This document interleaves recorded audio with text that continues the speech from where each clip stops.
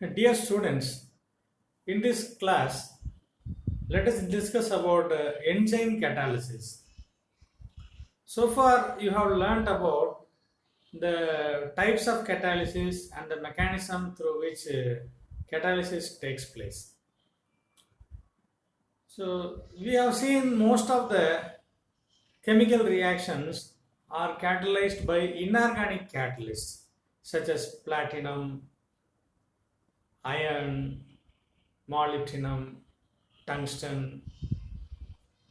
But there are some catalytic reactions which are catalyzed by substances called enzymes, which secretes in living organisms. I would like to tell you that most of the processes involved in the digestion is catalyzed by enzymes. So we have several enzymatic spots in your digestive tract or a system, like pepsin, renin. um so those enzymes helps to speed up, helps to digest the food uh, into glucose and energies. So, what is the advantage with the enzyme catalysis? The enzyme catalysis or enzyme catalysts are nothing but they are highly complex organic molecule or called protein molecules called polypeptides. The enzymes whose molecular weight they will be in the order of 10,000 or even more than that. The highly complex organic molecule they act as a catalyst to speed up the biological reactions. That is why the digestion of food becomes easier and faster in the human or living organisms. If it is otherwise, if the uh, living organism doesn't have enzymes, digestion of food becomes extremely difficult. You cannot convert a carbohydrate into starch or glucose at a very faster rate without enzyme. Even if you use inorganic catalysts under controlled laboratory conditions, the digestion process is not as fast as enzyme catalyst. So, thanks to the creator who has made the system to perform its role. So, now come to the enzyme catalysis. So, enzymes have got certain advantages, like they speed up the biological reactions or in the digestive process, and they go at a very faster rate. Okay, the limitations of enzymatic reactions are enzymes are active only at optimum temperature, not at a higher or elevated temperature. Maybe between 15 to 25 degree centigrade. I mean, their enzymes are very active at the optimum body temperature. At elevated temperature, enzymes undergo denaturation. When you are caught with a fever, you can observe that your throats are very sore. You cannot swallow the food, or you cannot even engulf the saliva. So you will find difficulty. You will find a sore throat. You will observe a pain in your throat. Okay, so you can also find when you see the glands inside. So you will find white patches inside the throat. So that shows that your enzymes are at a high temperature. They are denatured. So you cannot eat food as you are when you are in a fever. You can eat the food, but you will find it very difficult for digestion. That's why doctor advises you to go for easily digestible food during fever. So, what is a denaturation of an enzyme? So, you take up an egg, okay, and boil it. So, once it is boiled, you will find the liquid egg, the mass of yellow yolk and white substance, which are available in a very jelly form, turns into a hard mass. The boiled egg is very hard when compared to the jelly form of the natural egg. Okay. So what happens when you boil this proteinaceous substance? It becomes a hard mass or loses its nature. That is called a denaturation of protein. Okay.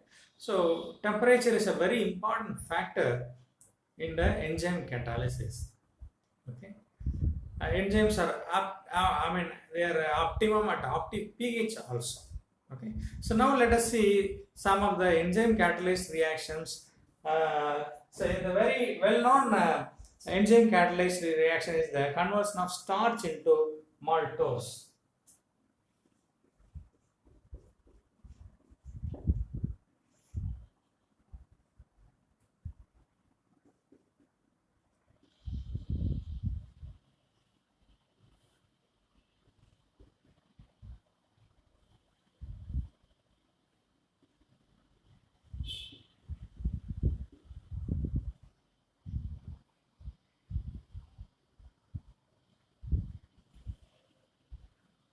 So this is the formula for starch C6H10O5, which is available in all the plant organism, which upon enzymatic hydrolysis, the enzyme utilized in this process is called diastase. Okay, most of the enzymes end with the name ASE.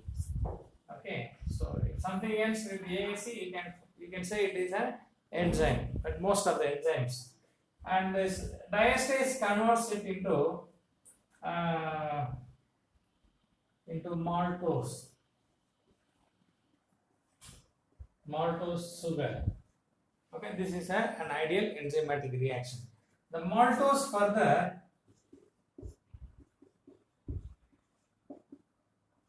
reacts with water to give you glucose C6H12O6.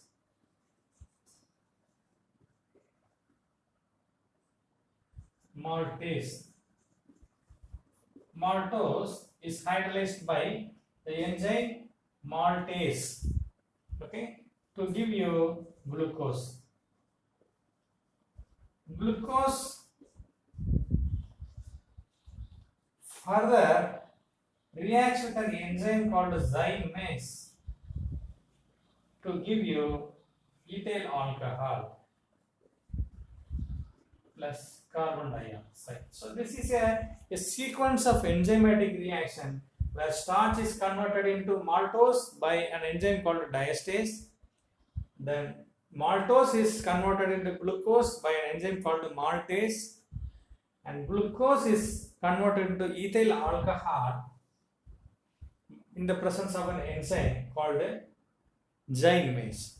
Okay, so this is how a fruit, ripe fruits can be fermented in the presence of enzymes to produce you ethyl alcohol. Okay, so the enzyme and there are several enzymatic reactions available. These are only a few examples. Now let us see the mechanism of enzyme catalysis and its kinetics.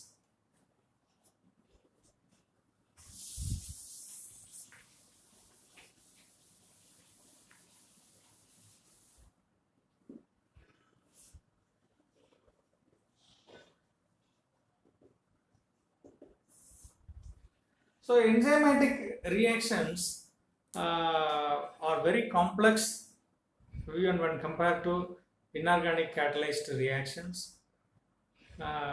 It is proposed that the enzymatic reactions proceed through a key and a lock mechanism. Okay, so which is a very popular mechanism. So where an enzyme acts as a lock. Assume this. This is a lock. Okay, and this is nothing but an enzyme. Okay, so the enzymes possess certain active centers. The active centers possess complementary shapes. Okay, the active centers are due to certain functional groups like amino group, carboxylic group, carbonyl group, or thio group. So those complementary, those functional sites act as a reactive centers possessing a good shape. Okay, so whenever you allow the enzymes to react with a substrate, the substrate do possess some complementary shape.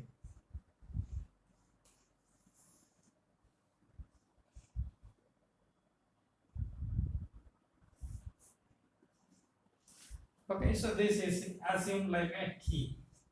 Okay, this is a substrate. Substrate means the reacting substance or like a food substance. Okay, so this can exactly fit. This can exactly fit into the enzyme and the substrate functional groups, and the enzyme functional group can exactly fit.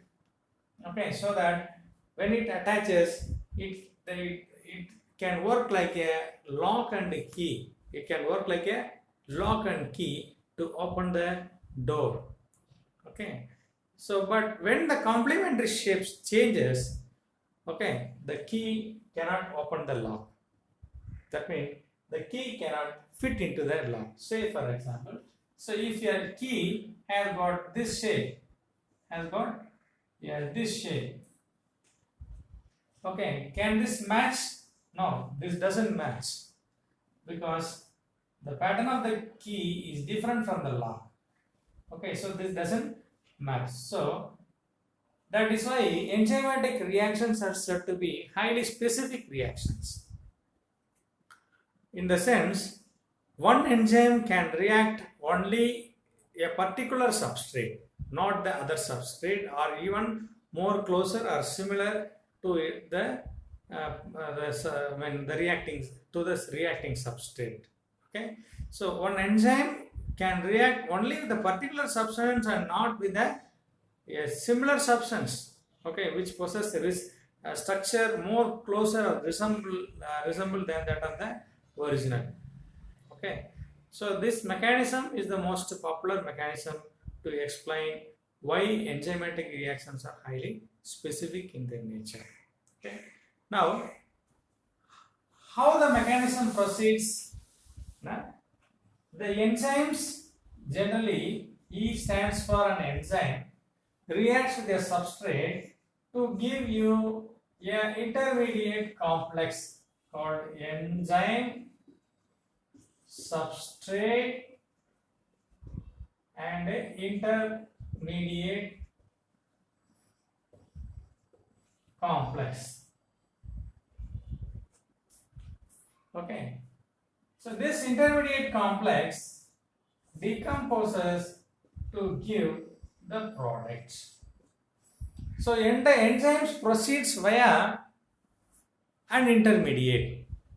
Okay, the intermediate then decomposes to give the necessary product. Now let us go for the kinetics of this reaction.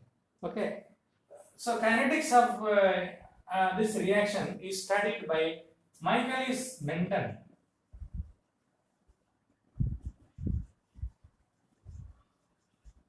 A scientist called Michaelis-Menten, and the final rate equation or for enzyme kinetics is derived by him. It is called Michaelis-Menten equation. Michaelis-Menten equation for enzyme catalysis. Okay. So how to derive a Michaelis-Menten equation? Look at this. So rate of the first step forward reaction is noted as a K1. Okay. And rate of the reverse step is noted as K inverse 1. Rate constant. And rate constant of the second step, I mean the rate determining step, this is the slowest step and the rate determining step. This is the very fast step. Okay. The slowest step is usually the rate determining step. So the second rate constant of the second step is K2. Okay. Now let us find the rate of the reaction. Rate of the reaction is equal to rate constant K2 into concentration of ES. Concentration of ES. Okay. So ES is a complex, intermediate complex. Okay. But it is very difficult to find the concentration of an intermediate complex because the intermediates are a short-lived species. The moment it is formed, it gets decomposed. Okay. Then how to find out the rate of enzyme reactions? Okay. So enzymatic reactions can be studied through by applying a steady state approximation technique, a mathematical route through which you can find the kinetics, the rate of the enzyme catalyst reaction. What is steady state approximation states? The rate of, the concentration of intermediate at any moment is equal to 0. That means the moment the intermediates are formed, it gets decomposed. The moment this enzyme substrate intermediate is formed, it gets decomposed to give you product. You cannot observe the intermediate through experimental means. So, and hence, to find this ES, we need to apply a principle called SSA, steady state approximation. Okay. What is steady state approximation? dES divided by dt is equal to 0. Okay. dES means the rate of concentration of intermediate complex with respect to time dt is equal to 0. Then how to find this dES? So let us see right where the ES is formed. Say this K1 concentration of ES is formed in the first step and it is disappeared in the reverse step and also in the second step. Okay. So rate of formation of intermediate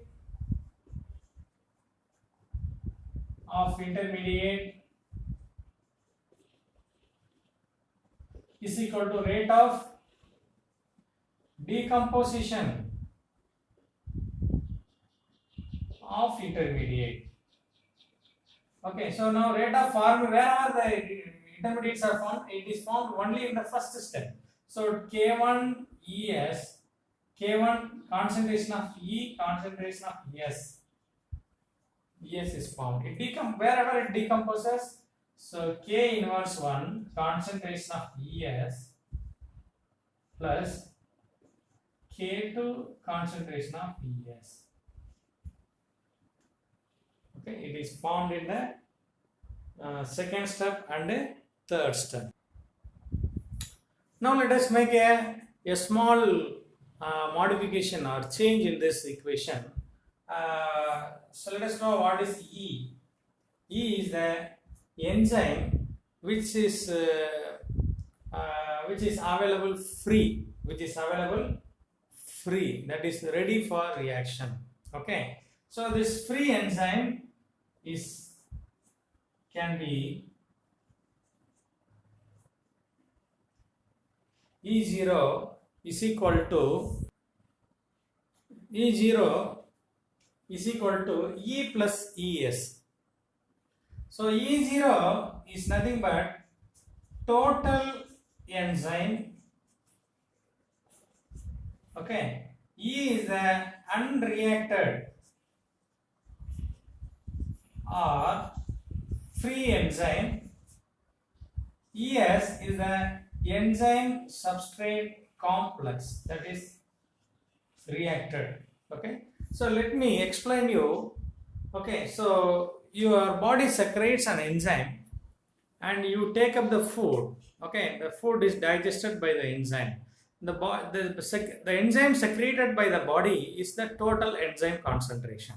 Okay, of the total enzyme, some of the enzyme combines with the substrate or food to give you the product. Okay, I mean intermediate and then the product.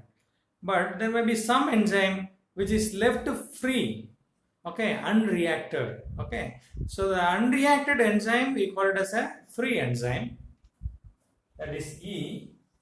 The enzyme which is already reacted,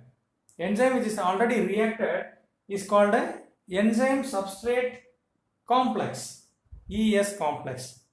So the total enzyme is nothing but reacted enzyme and unreacted enzyme. That is called a total enzyme. So from this I can write E, okay, is equal to E0 minus ES. Can I write like this?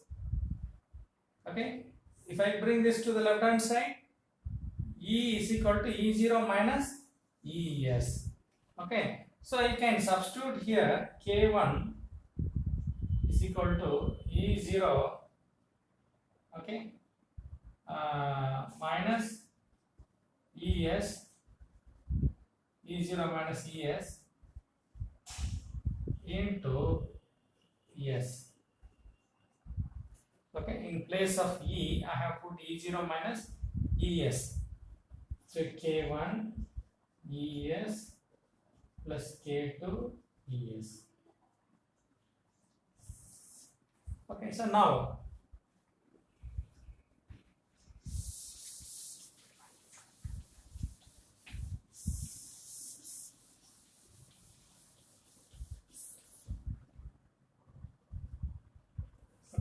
so now let me take up this one.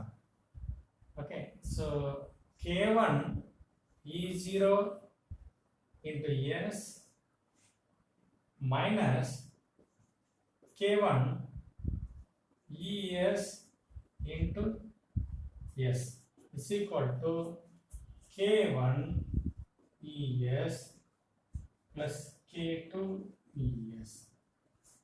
Okay, so now we'll have to isolate this E. So now let me take up this to the right hand side. So K1 E0 into S is equal to K1 ES plus K2 ES plus K1, sorry, where is it here? This is K inverse 1, sorry, K inverse 1, I make a change here. This is K inverse 1. So K inverse 1, K inverse 1 ES plus K2 into ES. Okay, K inverse 1. So let us isolate this ES. ES is equal to K1 plus K inverse 1 plus K2. K1 plus K inverse 1 plus K2. Now K1 E0 into ES. Now what is ES? ES is equal to K1 E0 into S whole divided by K1 plus K inverse 1 plus K2.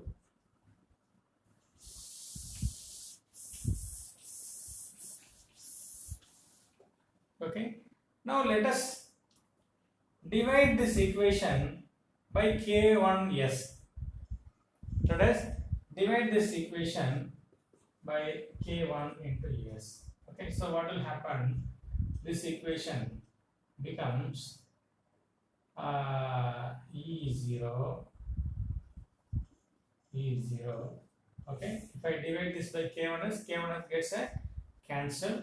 So this equation becomes K1 plus K inverse 1 plus K2, okay, all divided by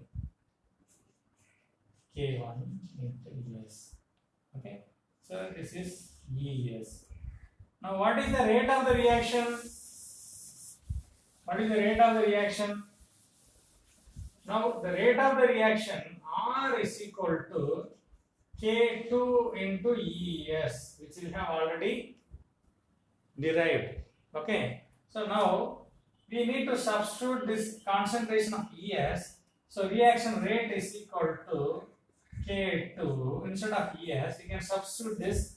So this becomes E0, K2 E0 divided by K1 plus K inverse 1 plus K2 whole divided by K1 into S. Okay, and you can split this equation. Rate is equal to K2 E0 divided by 1 plus K1 by K1 becomes 1 by S, 1 by S plus K inverse 1 plus K2 whole divided by S. Okay, K1 by K1 becomes 1 by S, K inverse 1 plus K2 by concentration of S. So if this equation changes to this form, I can divide this by K1. So I will get this form and I can shrink this. Okay, all these are constants. K1, K inverse 1, K2 are constants. Together I can write this as a K2 E0 whole divided by 1 plus Km, okay, divided by S. So this is the rate equation. I can call this as a Michaelis-Menten equation. Rate equal to K2 E0 whole divided by 1 plus Km divided by S.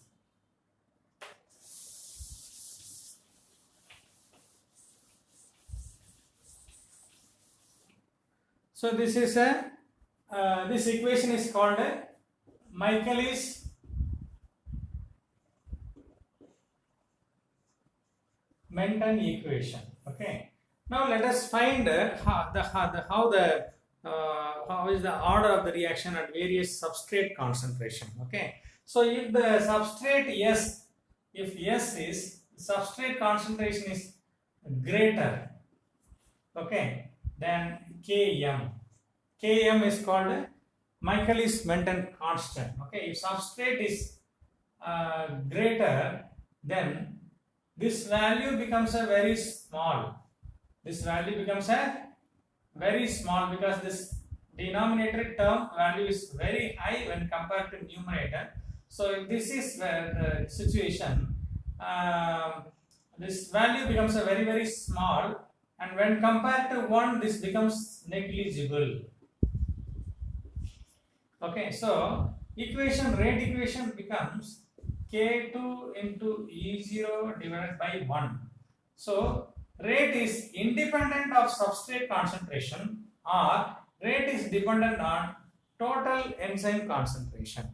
Okay, so this reaction is independent of, or this is zero order with respect to concentration of substrate. When at a higher substrate concentration, okay, the rate is independent of substrate. It is zero order with respect to substrate. When a substrate S is far less when compared to Km. Okay, substrate is, this one is very less when compared to Km. So this becomes a very large value. This becomes a large value. So when compared to 1, 1 is negligible. So equation will change to rate is equal to K2 E0 whole divided by, okay, Km divided by, Km by S. Okay, then S will go to the numerator, K2 E0 into S divided by Km. Okay, now rate is directly proportional to substrate. Rate is directly proportional to substrate, and it is first order, it is zero order, it is first order with respect to substrate and also first order with respect to total enzyme concentration. It is first order with respect to substrate and first order with respect to total enzyme concentration. That means when the substrate concentration is low and reaction rate, substrate concentration is low, rate of the reaction increases and then it reaches maximum. Okay, at a higher substrate, the rate becomes optimum, further which the rate doesn't increase, reaches a maximum. Okay, so we have studied the kinetics aspect of enzyme catalyst reaction. Okay, so you can know in detail about Michaelis-Menten catalytic reaction from the reference book, so which will explain you about half enzyme concentration. Okay, so which will explain you about the dependent temperature dependence on the enzyme catalyst reaction. So next class we will discuss about the temperature dependent of enzyme catalyst reactions and the remaining topics. So with this I am closing this session. Thank you.